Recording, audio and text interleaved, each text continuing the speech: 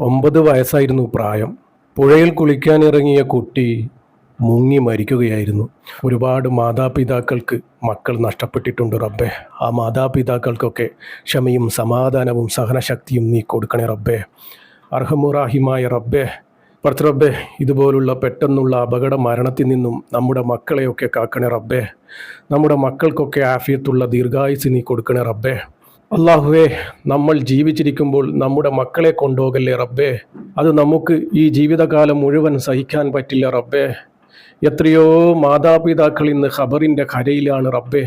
അവർ പൊട്ടിക്കരയുന്നത് ഞങ്ങൾ കാണുന്നതാണ് റബ്ബേ. സഹിക്കാൻ പറ്റുന്നില്ല റബ്ബേ. ഞങ്ങൾ ജീവിച്ചിരിക്കുമ്പോൾ നമ്മുടെ മക്കളെ കൊണ്ടുപോകല്ലേ റബ്ബേ. മക്കളുടെ വസ്ത്രങ്ങൾ കാണിച്ച് പൊട്ടിക്കരയുന്ന മാതാപിതാക്കളാണ് റബ്ബേ.